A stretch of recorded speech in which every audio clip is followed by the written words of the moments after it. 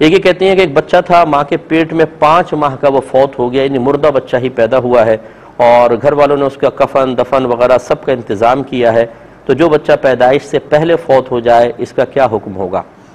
دیکھیں مسئلہ یہ ہے کہ اگر بچہ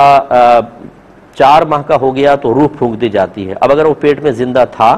لیکن پیدا مردہ ہوا